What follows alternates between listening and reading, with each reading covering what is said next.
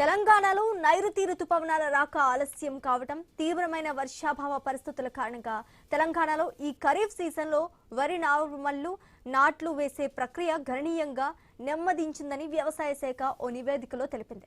రాష్ట్రంలోని మొత్తం 33 జిల్లాలకు గాను 17 జిల్లాలు తీవ్రమైన లోటు వర్షపాతాన్ని ఎదుర్కొంటున్నాయి.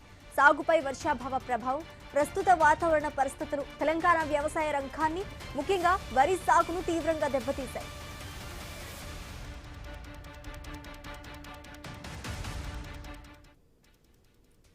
సాధారణంగా జూన్ చివరి నాటికి రాష్ట్రంలో దాదాపు 25.30 లక్షల ఎకరాల్లో వివిధ పంటల సాగు చెల్లాల్సి ఉండగా ఈ ఏడాది అది కేవలం 10.20 లక్షల ఎకరాలకే పరిమితమైపోయింది. గత ఏడాది ఇదే సమయానికి 60,000 ఎకరాల్లో వరి నాట్లు పడగా ప్రస్తుత వర్షాభావం వల్ల ఈ ఏడాది కేవలం 10,000 ఎకరాల్లో మాత్రమే నారుమళ్లు వేసే ప్రక్రియ ప్రారంభమైంది.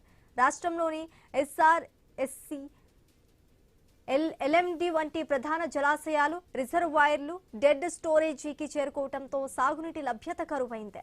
వాతావరణ శాఖ గణాంకాల ప్రకారం హనుమకొండలో 75%, సిద్దిపేటలో 66% మేర లోటు వర్షపాతం నమోదైంది. ఇది వరి రైతులను తీవ్ర ఆందోళనకు గురిచేస్తోంది.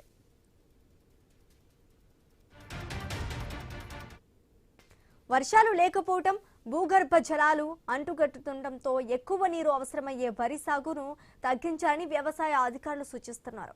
రైతులు నష్టపోకుండా ఉండేందుకు తక్కువ నీటితో పండే స్వల్పకాలిక ప్రత్యామ్నాయ పంటలైన పెసర్లు, మినువులు, జొన్నలు వైపు రైతులు దృష్టి సారించారని అధికారులు అవగాహన సదస్సులు నిర్వహిస్తున్నారు.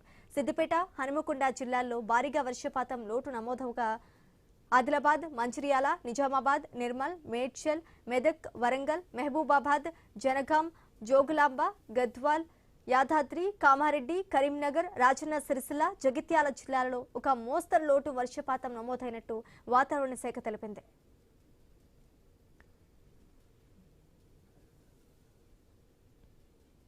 వర్షాభావ పరిస్థితితో నిత్యావసరాల ధరలు పెరిగే అవకాశం కూడా కనిపిస్తోంది. దేశంలో ఆహార ఉత్పత్తి తగ్గడం వల్ల మార్కెట్లో డిమాండ్కు సరిపడా సరఫరా ఉండదు. దీనివల్ల బియ్యం, పప్పు ధాన్యాలు, నూనె గింజలు, కూరగాయల ధరలు విపరీతంగా పెరుగుతాయని అంచనా వేస్తున్నారు. పెరిగిన ఆహార ధరల వల్ల మధ్యతరగతి, పేద కుటుంబాల నెలవారీ బడ్జెట్పై తీవ్ర ప్రభావం కూడా పడుతోంది.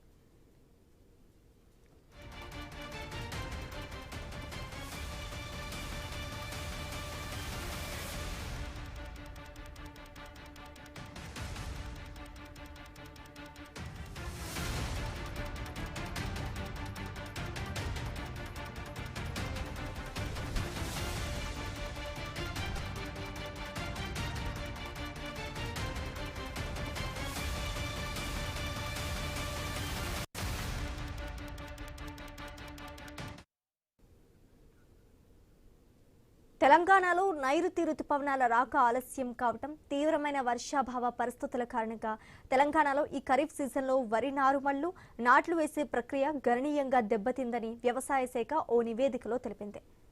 ఇక ఇదే అంశానికి సంబంధించి మనతో పాటు మాట్లాడడానికి శాస్త్రవేత్త వెంకన్న గారు ఉన్నారు. సార్ నమస్తే. సార్ నమస్తే. తెలంగాణలోని 33 జిల్లాల్లో 17 జిల్లాల్లో తీవ్రమైన లోటు వర్షపాతం కూడా కనిపిస్తోంది. అదేవిధంగా తీవ్ర వర్షాభావ పరిస్థితులతో వరి నాట్లు కూడా మొదలు కావట్లేదు. దీన్ని ఏ విధంగా చూడాలంటారు? ప్రస్తుతం అయితే మనకు ఎల్నినో ప్రభావం వల్ల కొంత వర్షపాతం లోటు కనబడతా ఉంది. దీనికి ఏంటంటే రైతులు ఏవైతే వరి వేసే రైతులు కనుక ఉంటే మధ్యకాలిక రకాలు కానీ స్వల్పకాలిక రకాలు కానీ వేసుకునే అవకాశం ఉంటుంది వర్షపాతాన్ని చూసి. లేకపోతే ఏదైతే మనకు ఆరుతడి పంటలైన పెసర్లు కానీ, మినుములు కానీ, కందులు కానీ, వేరుశనగ కానీ, నువ్వులు ఇలాంటి పంటలు సాగు చేసుకుంటే కొద్దిగా రైతులకు లాభదాయకంగా ఉండే అవకాశం ఉంటుంది. అదేవిధంగా పత్తి వేసుకునే రైతులు మనకు ఈ నెల 20 తారీఖు వరకు కూడా పత్తి వేసుకునే అవకాశం ఉంది.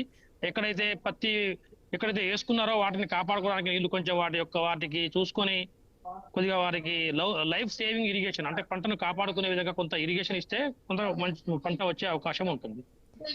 అంటే మీరు అన్నట్లుగా పెసలు, మినువులు ఈ పంటలు పండిస్తే రైతులకి లాభం ఉంటుంది అంటున్నారు. కానీ ఇప్పుడున్న రైతులు అయితే ఎక్కువ వరి వైపే మొగ్గు చూపుతున్నారు. మరి దీనికేమంటారు?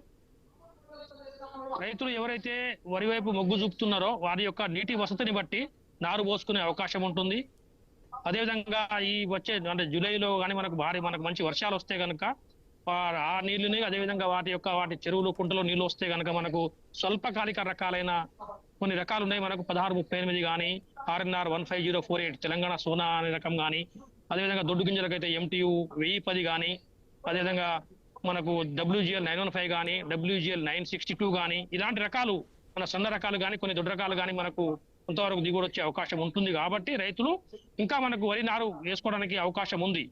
ఎక్కడైతే మనము ఇంతకు ముందు అంటే మనకు మే 24 నుంచి మొదలుకొని జూన్ 10 వరకు ఏవైతే మనము దీర్ఘకాలిక రకాలు వేసుకుంటున్నామో, ఇప్పుడైతే మనకు మధ్యకాలిక రకాలు కానీ స్వల్పకాలిక రకాలకు వెళ్తే మనకు రైతులకి లాభదాయకంగా ఉండే అవకాశం ఉంటుంది. సార్, అదేవిధంగా ఈ తీవ్ర వర్షాభావ పరిస్థితుల కారణంగా రైతులు ఎటువంటి పంటలు పండిస్తే వారికి ఎక్కువ లాభం ఉంటుందంటారు?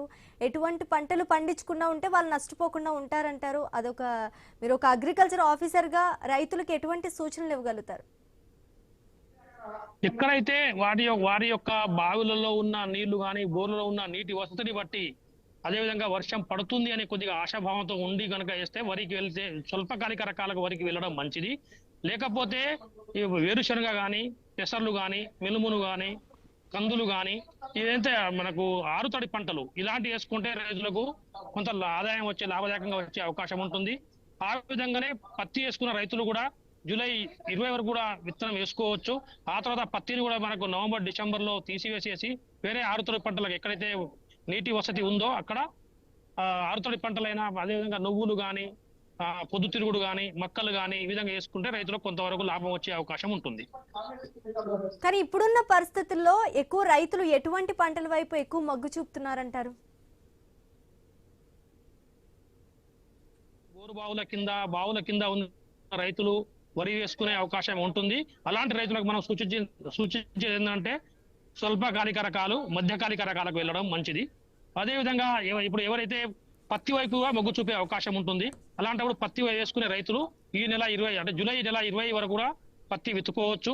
అదేవిధంగా ఎవరైతే రైతులకి నీటి వసతి సరిగా లేనప్పుడు ఆరుతడి పంటలు అంటే వారి బోరు బావుల కింద కానీ బావుల కింద కొద్దిగా వారానికి ఒకసారి 4 రోజులకు ఒకసారి నీళ్లు ఇచ్చుకునే అవకాశం ఉన్నట్లయితే వాళ్ళు వేరుశనగ కానీ, పెసర్లు కానీ, అదేవిధంగా పొద్దుతిరుగుడు కానీ ఇలాంటి పంటలకు వెళ్తే రైతులకి లాభదాయకంగా ఉండే అవకాశం ఉంటుంది. Thank you sir, thank you.